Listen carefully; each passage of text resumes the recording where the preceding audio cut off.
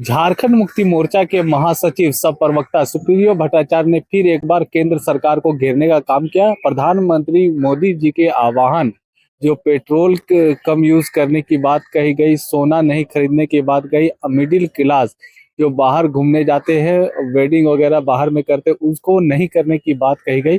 उसको लेकर जो है सो सुप्रियो भट्टाचार्य ने केंद्र सरकार पर गंभीर आरोप लगाए। उन्होंने कहा कि हम भी मोदी जी से 9 सवाल पूछना चाहते हैं। उन 9 सवालों में मोदी जी को भी ध्यान देना चाहिए, क्योंकि हम लोग, अगर आप जितनी बातें कहते थे और अब जो है सो सभी बातों से आप मुकरने लगे हैं, और उसको लेकर जो है तो लगातार ये कहा जा रहा है कि क्या मजबूरी आ पड़ी कि मोदी जी को इन बातों को कहना पड़ा। मौके पर क्या कुछ कहा, आइए आपको सुनाए। देश की आर्थिक स्थिति बद से बदतर, केवल 12 साल से जो खोखले दावे हो रहे हैं, तीसरी बड़ी अर्थव्यवस्था खुद को बोला जा रहा है, ये सारी बातों का पोल विगत 10 तारीख को प्रधानमंत्री जी ने अपने मुंह से हैदराबाद में खुद ही खोल दिया। मुझे याद है 2014 में जब वो गुजरात के मुख्यमंत्री थे और प्रधानमंत्री के प्रत्याशी थे लोकसभा चुनाव के प्रधानमंत्री के तौर पर, तो उन्होंने जब 60 रुपए डॉलर छुआ था, तब कहा था कि सरकार का यदि देश का करेंसी गिरता है तो वो राष्ट्र का अपमान होता है, राष्ट्र की स्थिति दुर्बल होती है। आज 95 रुपए भी पार कर गए, और सबसे ज्यादा देशभक्ति की बात आदरणीय मोदी जी करते हैं। चाहे नोटबंदी हो, चाहे कोरोना काल हो, जब संपूर्ण विपक्ष जिन बातों की ओर इशारा कर रहा था, उस समय बड़े बड़े दावे किए जा रहे थे। पहले 1000 रुपए को बैन करके 2000 रुपए लाया गया, फिर वो 2000 रुपए अघोषित तौर पे वापस ले लिए गए।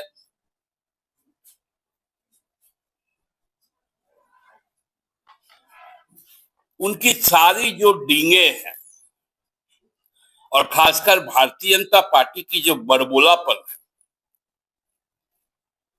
और अपने कॉर्पोरेट मित्रों को जिस प्रकार से ऋण माफ करना,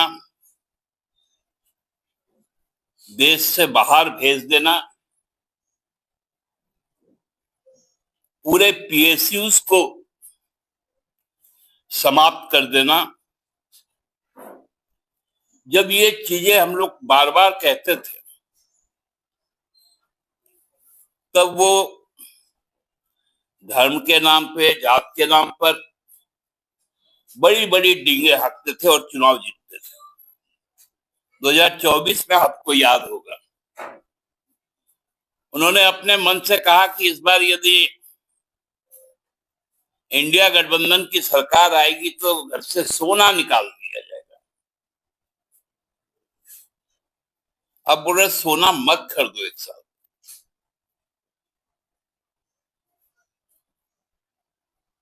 हैदराबाद में जब वो इन बातों को कह रहे थे कि डीजल पेट्रोल का खपत कम करो, सोना मत खरीदो, खाने में तेल का इस्तेमाल कम करो, क्योंकि देश में रासायनिक खाद नहीं है, सरकार बुरी तरह से फेल है, ऐसे नेशन फर्स्ट, मतलब राष्ट्र प्रथम, तो हम भी तो कहते हैं राष्ट्र प्रथम।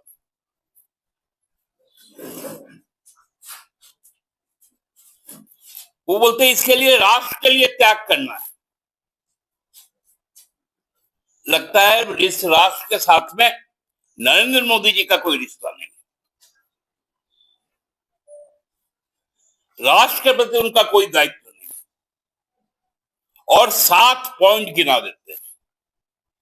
हम भी राष्ट्र के नागरिक होने के कारण ये 9 पॉइंट, 9 बातें उनसे हम भी कहना चाहते हैं, हम भी अपेक्षा रखते हैं। पहला, आप अपनी विदेश यात्राएं 1 वर्ष तक स्थगित रखें। आपको मालूम है ना, अभी शुक्रवार को ही वो 7 दिन के लिए यूएई और यूरोप के 6 देशों में घूमने जा रहे हैं। मैं घूमना सब कह रहा हूं, क्योंकि लौट के आके बताते कभी नहीं है कि क्या हुआ। इजराइल गए, दूसरे दिन से आक्रमण शुरू हो गया खाड़ी के देशों में, लोगों को बताया नहीं। लेकिन चूंकि वैश्विक स्थिति में कुछ विशेष परिस्थिति होती है, जब यूएनओ बुलाता है या कोई समिट होता है, तब तो देश का प्रतिनिधित्व करना ही पड़ेगा, तब जाए। ऐसे घूमने तफरी करने मत जाए। और हैदराबाद में रोड शो और रैली करने के बाद पहुंच गए वडोदरा, फिर 2 किलोमीटर का रोड शो किया, 30 गाड़ियों का काफिला था, और वहां जो हजारों लोग को लाया गया था, उसके लिए हजारों लोगों को, हजारों गाड़ियों को उपयोग किया गया, क्योंकि सड़कों पर भीड़ दिखाई गई।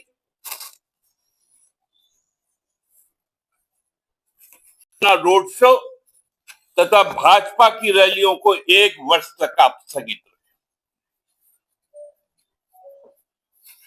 आप तो मन की बात करते रहते हैं, करते रहिए।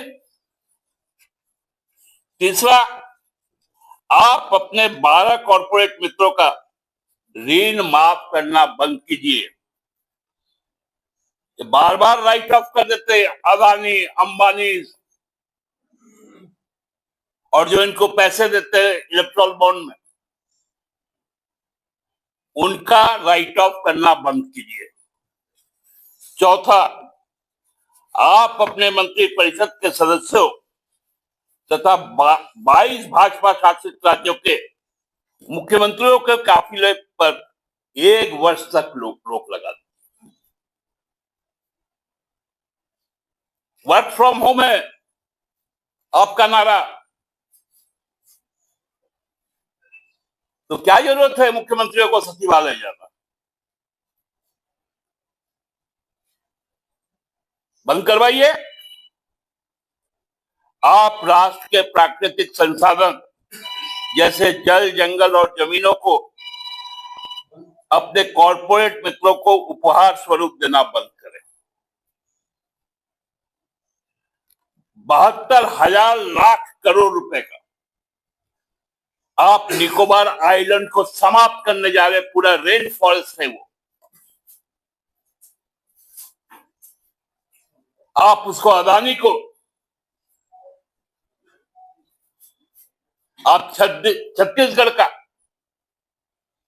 हसदेवा अदानी समूह को, बिहार की जमीन अदानी समूह को, अब हल्दिया का पोर्ट अदानी समूह को, ये काम करना बंद। भारत के मध्यम एवं लघु उद्योगों को संवर्धित करते हुए देश के उत्पादित वस्तुओं को बढ़ावा दें। आपने कहा सोना मत खरीदिए, सोने के निर्माण में उसके जो अलंकार होते हैं उसमें 50 लाख से ज्यादा कारीगर काम करते हैं। दुकानों को तो छोड़ दीजिए, कुल मिला लीजिएगा तो 1 करोड़ से ज्यादा, और ये 50 लाख में से 80% बंगाली श्रमिक है और 20% उड़िया श्रमिक है। जहां भी आप चुनकर आए, उनका आप रोजगार छीनने का सीधा घोषणा करते हैं। ओथ लिए हुए भी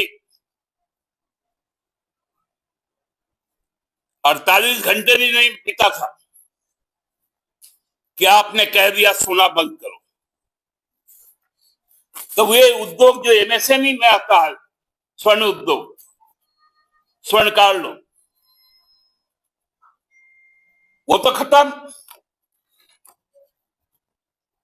आप विदेशी खाद्य भंडार को पुश कर रहे हैं, जो अमेरिका से सौदा करके आए। उनके कॉर्नफ्लेक्स, उनके तेल, उनके बटर, उनके बिस्किट्स, उनके चॉकलेट्स,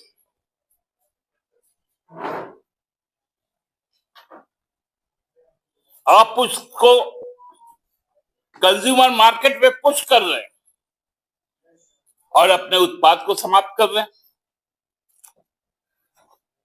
इसका भी हम विरोध करते हैं। और अपने देश के उत्पादों पर जो फसल है, कृषि फसल है, मछली है, अंडा है, दूध है, उस पर एमएसपी लागू की। और आप सोना खरीदने से मना क्यों कर रहे हैं? मोदी जी, आपको मालूम है, क्योंकि ना आप मध्यम वर्ग से आते हैं, आप तो बोलते हैं हम फकीर है, झोला उठा के चल देंगे। लेकिन देश का मध्यम वर्ग, जो सबसे बड़ा आकार है, लगभग 65%, उसका आखिरी संबल, उसका आखिरी अस्त्र घर की गृहिणियों के पास सुरक्षित रहता है, जो चाहे वो बचाकर नगद पैसा रखती है, जिसको आपने निकलवा लिया, और जो अब उसके पास सोना है। सोना हमारे देश के परंपरा में कोई भी मांगलिक कार्य में यदि दिए जाते हैं, उसका नाम क्या है मालूम है? वो नाम है स्त्री धन।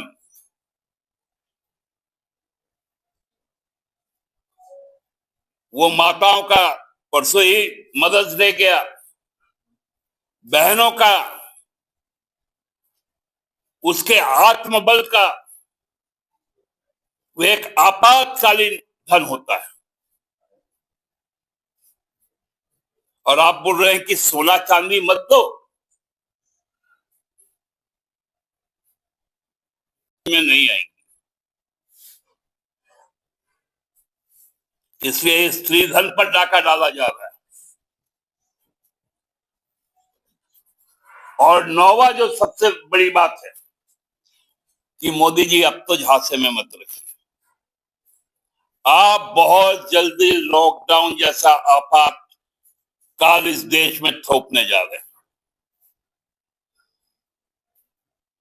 यह भी आप एक, नहीं बोलता, भूमिका बांध रहे हैं,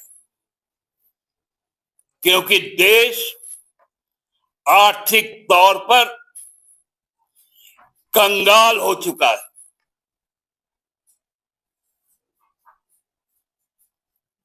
हम छठी अर्थव्यवस्था पर आकर ठहर गए हैं।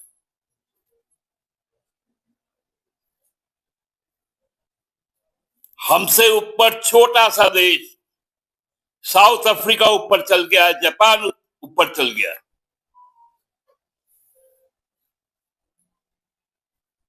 जर्मनी पहले से ऊपर था, हमारे बाद अब फ्रांस सातवें पे। ये हकीकत है मोदी जी। कहां से आता है आपके पास में इतने सारे साधन, इतने सारे संसाधन, इतने सारे तेल और गैस? बंगाल में जब शपथ ग्रहण हो रहा था, लाखों लोगों के लिए गैस में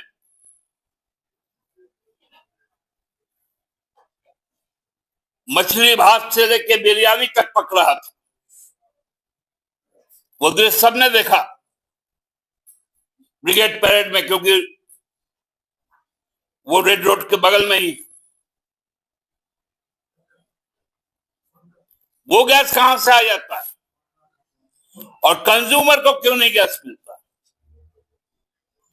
आप बार बार कहते हैं संसद के अंदर, संसद के बाहर, कि हमारे पास बफर स्टॉक है, बफर स्टॉक है।